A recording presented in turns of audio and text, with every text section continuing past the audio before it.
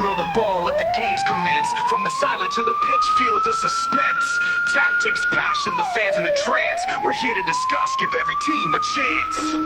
Strap in tight, let the whistle blow. For every win or loss, we'll let you know. This is the All Sports Podcast, feel the thrill. From every tackle, every shot, we got the skill. In the world of football, we're taking the stage. So plug in your headphones, turn the page.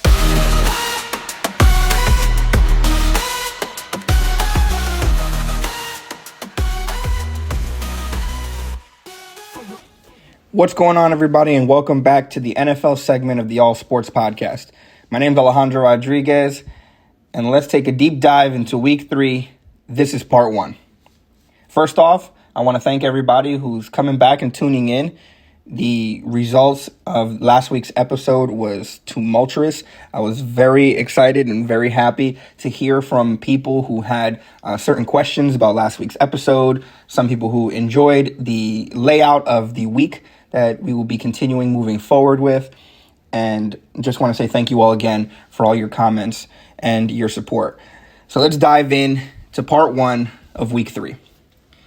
Thursday Night Football saw the New York Jets take on the New England Patriots, with Aaron Rodgers coming back for his first game in MetLife Stadium since last year's gruesome injury that put him out for the year. Aaron Rodgers was, as you could typically say at this point in his career, being typical Aaron Rodgers. The man threw for 281 yards with 2 touchdown passes, one for Garrett Wilson and Allen Lazard, as the New York Jets ended an 8-game home losing streak against the New England Patriots. Now, in football, when you go this long without having a win at home against a particular team, it's very good to watch your team actually come out on top and break that type of streak. It's good for the morale, it's good for the team, it's good for the fans, and it's good for the players themselves who understand this type of history. So watching the New York Jets beat the New England Patriots, even though these are not the Patriots of old, still is a nice breath of fresh air when you are a fan of a team like the New York Jets, who have unfortunately has struggled in the past couple of years. Now you're starting to get that sense of momentum, that new sense of happiness and excitement when you're watching a team like this go out and perform.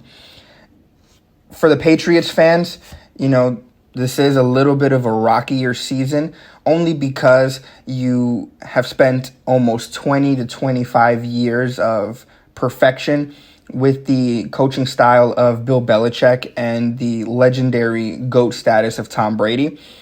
Jared Mayo, who is the New England Patriots coach, had a little bit of a switch up today. What he decided to do is replace his starting quarterback, Jacoby Brissett, who had thrown for 18 attempts with 12 completions, totaling out to 98 yards, and he gave an opportunity to Drake May, who is the former number 3 overall pick this past summer, and making his NFL debut. Watching Drake, when you watched him in college, he was like a spark plug. He was all over the place. His throwing was pinpoint precision. And a lot of people were saying last year that he was going to be possibly the number 1 draft pick. When he fell to New England, a lot of New England fans that I know of were like, oh, could he be as good as what people are saying? Are people going to start comparing him to Tom Brady? With sports being as comparative as they can be, a lot of people do tend to compare new players that are being drafted to old greats that have been playing for them. But it was nice to see Drake, take the field for his first NFL debut. He did throw 22 yards in total on 8 of 4 when it comes to the completion and attempted ratio. He was sacked twice, unfortunately, but watching Jared Mayo take a chance on a rookie quarterback, especially with the fact that a lot of people were in the camp talking about, well, could Drake May, possibly one day take over QB1, which myself personally, if you watched him in college, you definitely will have that mentality. And Jacoby Brissett, who for a long time was a backup quarterback, had the opportunity to be given the keys to run the offense. And, obviously it's very early in the season. We are in week 3. So for the Patriots, who are now 1-2 with their loss against the Jets on Thursday, have a couple of questions they need to answer. Will they allow Drake May to continue to grow? Will they eventually push him into the starting quarterback role? Will Jacoby Brissett, hold his position as QB1, perhaps show Drake May, the ropes, since he too was also shown the ropes when he was a young quarterback? And Jets fans, how are we feeling? We're now 2-1. You have your first win with Aaron Rodgers last week. You now have your first home win with Aaron Rodgers on this past Thursday. And it must be surreal to feel like this. Like I mentioned last week, I am a Dallas Cowboys fan. And, whenever we have seen a breath of fresh air on our team, we get very excited. We have hope. It's great to watch your team play their hearts out, especially with a new type of quarterback, with a new sense of different mentality walking into your doors. So please, hit us up on the Twitter page at NFL on X _. Please let us know how we're feeling. Patriots fans, again, you are 1-2. This is only week 3. What type of questions do you may have? Maybe to Jared Mayo. What do your questions have just for us in general? Do you think Drake May deserves another shot to run at QB1? Do you have your faith in Jacoby Brissett? At the end of the day, we're only going to know as the weeks go on, but it was very exciting to see how everything transpired, even though for one side it wasn't the outcome that they were looking for.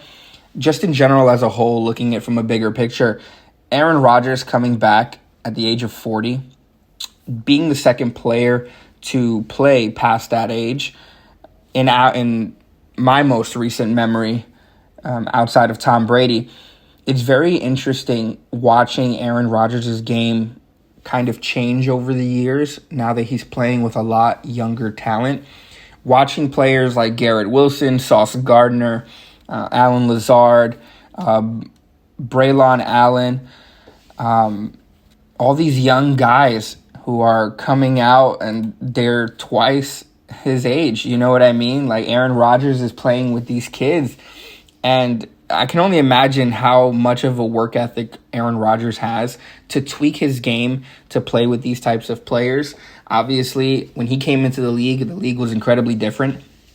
So watching him grow over his career and watching him now play with the Jets, it's a very nice thing to watch. I am very excited on the other side, in the New England side, to watch Drake May. I've always thought Jacoby Brissett was a very good quarterback, but when you see a new quarterback like Drake May, who basically lit up the college football scene last year, in having him have that opportunity to play for a team with the type of pedigree that the New England Patriots have, it's always great to see. So I guess we'll find out. The weeks are coming. They're coming by quick. And next week, week 4 is very interesting because you're going to have the Jets, I believe, taking on the Denver Broncos, while you have the New England Patriots taking on the 49ers. So two teams that, that they're playing next week have a lot to work for. It's going to be interesting to watch the Patriots and the Jets continue on. And hopefully things change for the New England Patriots. Hopefully the Jets can keep this train going. But we'll find out. Everybody, I want to thank you all for coming back and listening to part 1 of episode 3, talking about week 3 and Thursday night football of the NFL segment of the All Sports Podcast. Again, hit us up on social media, NFL on X _. Again, that's NFL on X _. Please follow the podcast on X. The handle is allsports_pod. Again, that's allsports_pod. My name is Alejandro Rodriguez, and I cannot wait to talk to you guys next week. See you then.